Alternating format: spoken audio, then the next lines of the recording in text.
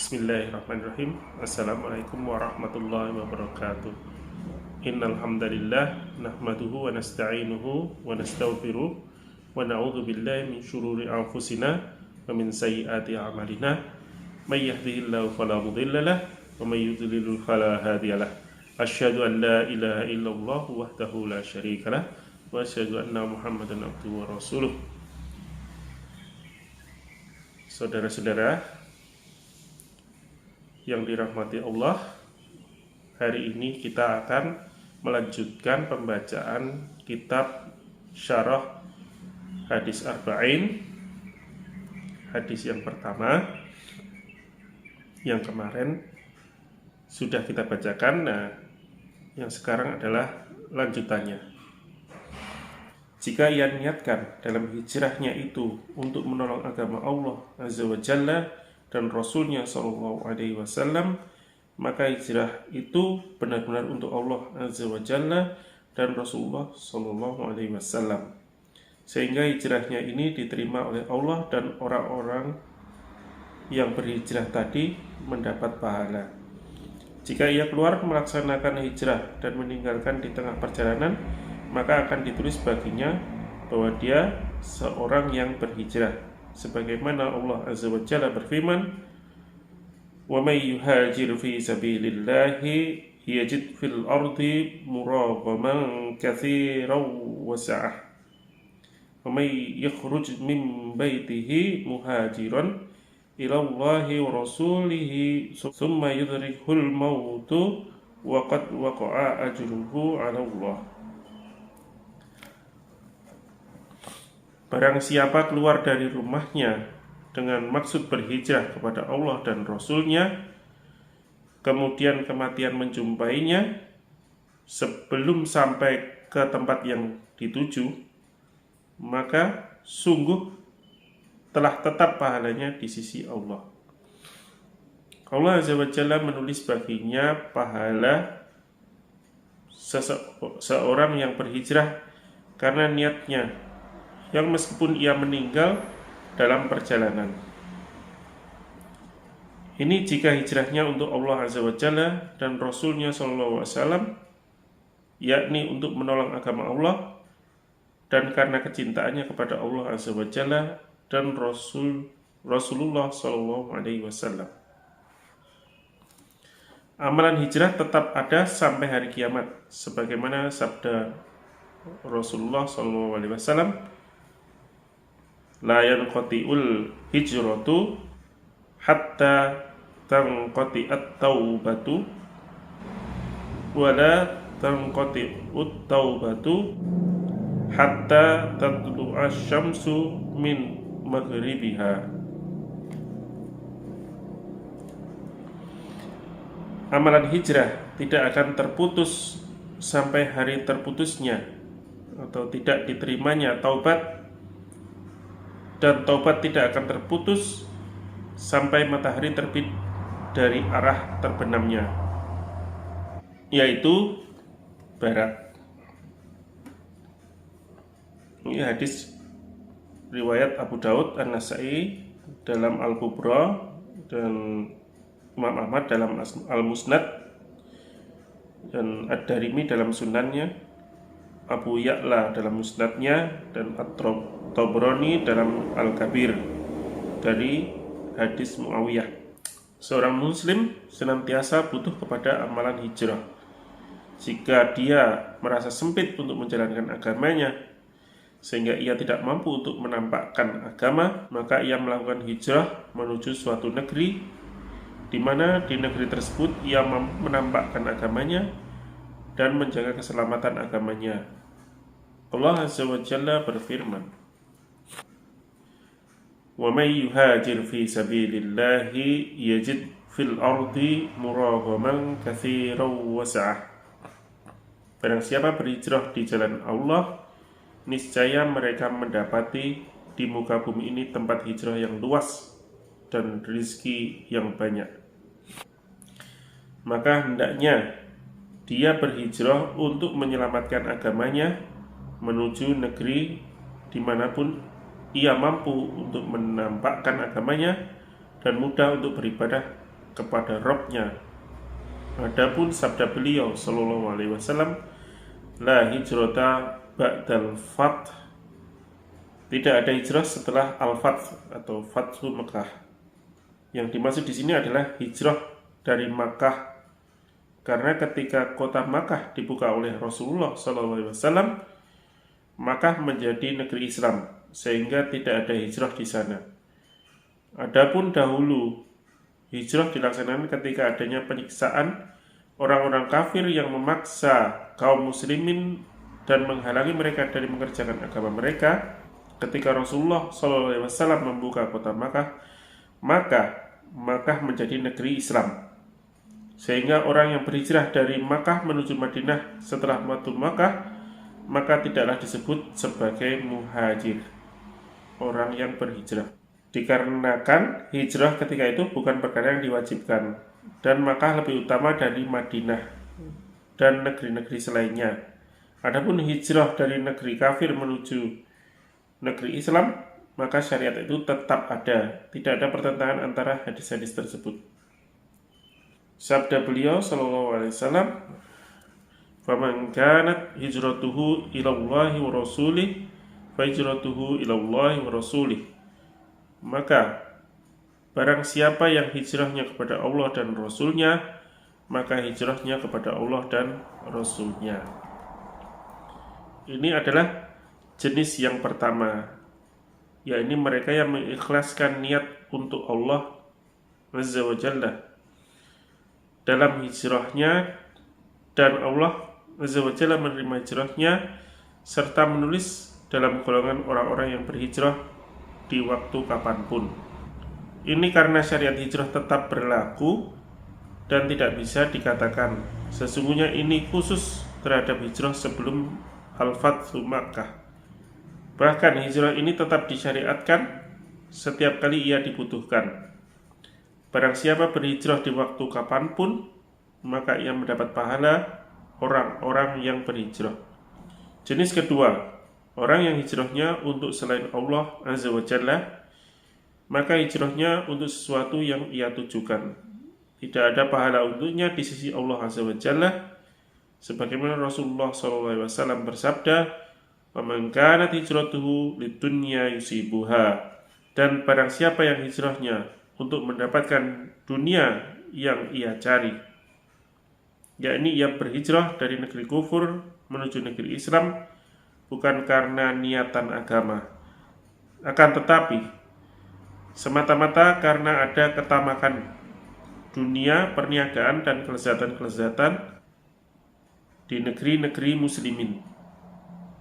Orang seperti ini hijrahnya untuk dunia dan bukan untuk Allah Azza wa Jalla, sehingga tidak ditulis baginya pahala orang yang berhijrah, meskipun bentuk amalannya adalah hijrah.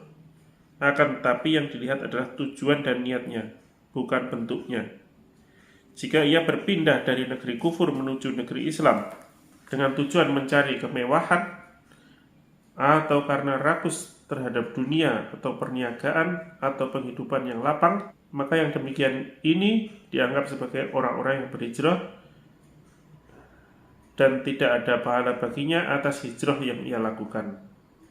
Rasulullah Shallallahu Alaihi Wasallam bersabda, "Awil muraati yang kihuha," atau untuk seorang wanita yang ingin dia nikahi. Seperti orang yang berhijrah dengan tujuan untuk menikahi seorang wanita yang ia dambakan, sementara wanita itu tidak mau dengannya kecuali ia datang ke negeri si wanita dan wanita ini berada di negeri Islam, sementara dia sangat mendambakannya. Wanita ini berkata kepadanya, "Aku tidak akan menikahimu di negeri kufur."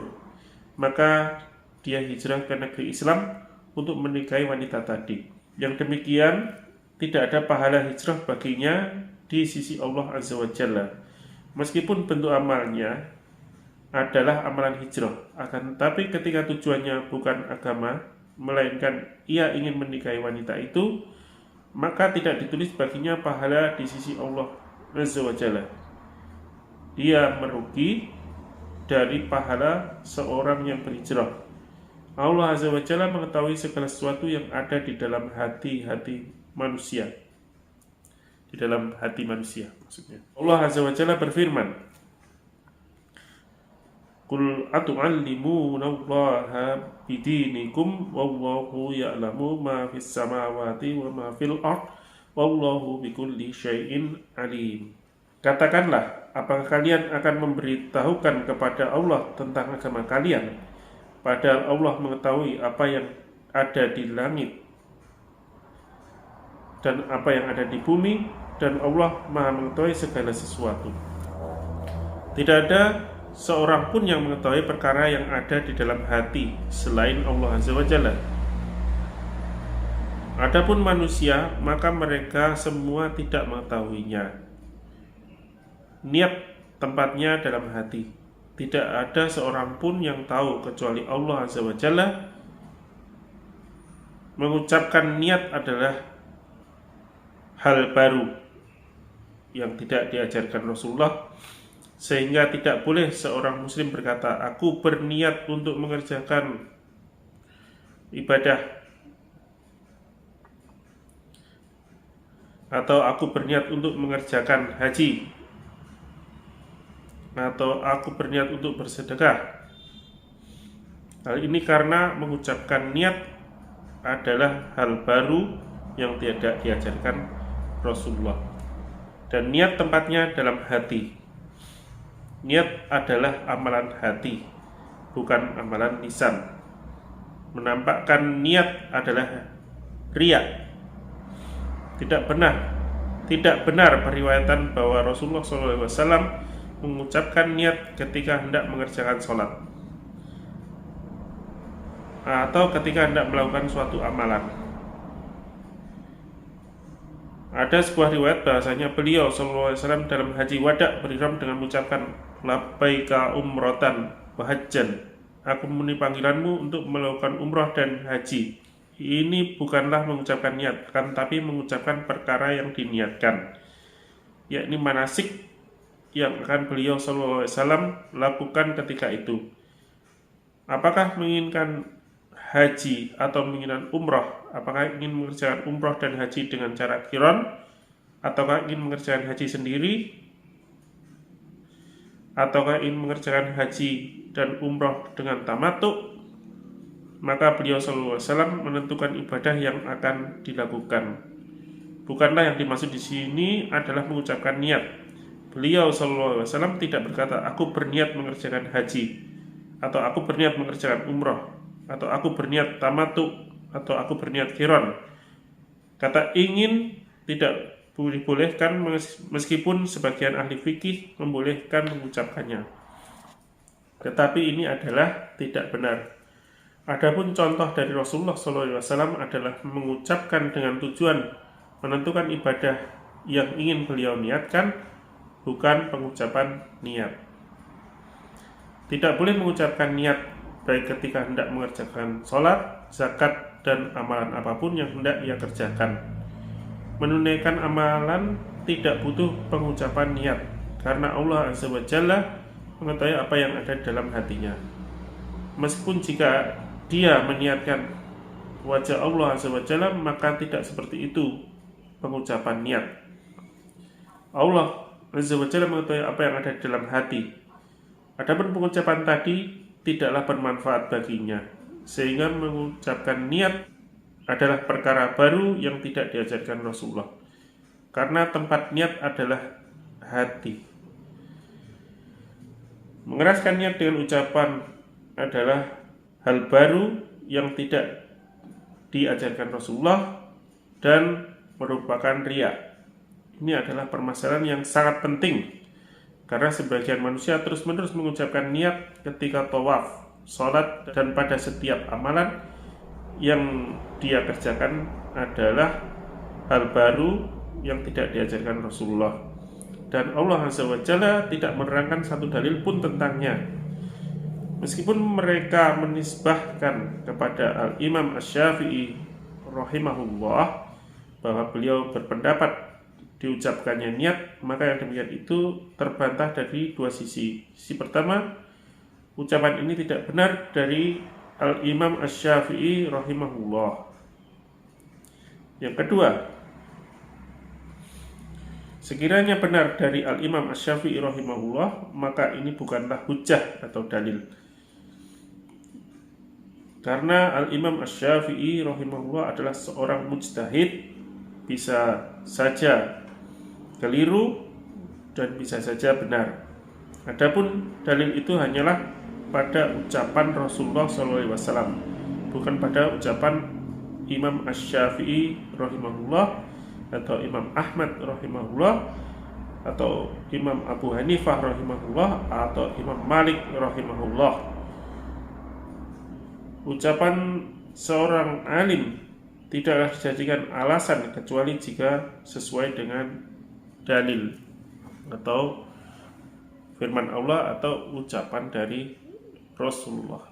Kemudian yang ketiga, adapun yang diriwayatkan dari Imam Asy-Syafi'i rahimahullah, bahwa beliau berkata, salat itu tidak seperti amalan lain.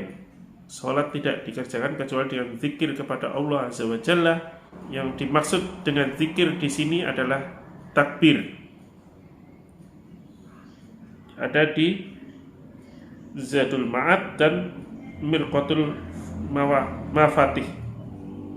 Kesimpulannya bahwa niat adalah amalan hati dan tidak perlu dilafadzkan. Allah Azza wa Jalla mengingkari orang-orang Arab yang berkata, kami beriman. Kemudian Allah Azza wa Jalla berkata kepada Rasulullah sallallahu alaihi wasallam, qul lam tu'minu walakin qulu aslamna walamma yadkhulul imanu fi qulubikum. Katakanlah, kamu belum beriman, tapi katakanlah, kami telah tunduk atau Islam, karena iman belum masuk ke dalam hatimu.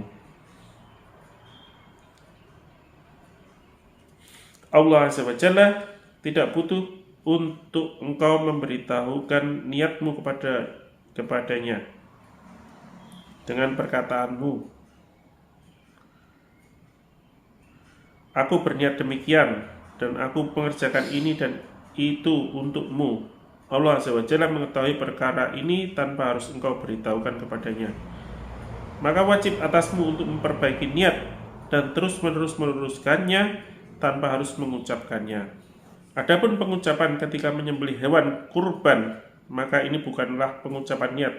Karena ucapan beliau sallallahu alaihi wasallam, Allahumma minka walaka wa an Muhammadin wa ummatihi bismillahi wallahu akbar summa dhabaha. Ya Allah, ini adalah darimu dan untukmu, dari Muhammad dan umatnya, dengan nama Allah, Allah Maha Besar. Kemudian beliau sallallahu alaihi wasallam menyembelihnya. Ini adalah doa dan pengucapan perkara yang diniatkan, bukan pengucapan niat. Ini sebagaimana pengucapan sebuah manasik. Jika kau menyembelih hewan kurban, maka tentukan apa yang engkau tuju, apakah untukmu atau untuk orang tuamu atau untuk seseorang. Untuk membedakannya, maka engkau tentukan maksud dan tujuanmu. Demikian pembacaan kitab Hadis Arba'in, hadis yang pertama, masalah niat, pembacaan lanjutan dari pembacaan yang sebelumnya. Demikian dari kami. Wassalamualaikum warahmatullahi wabarakatuh.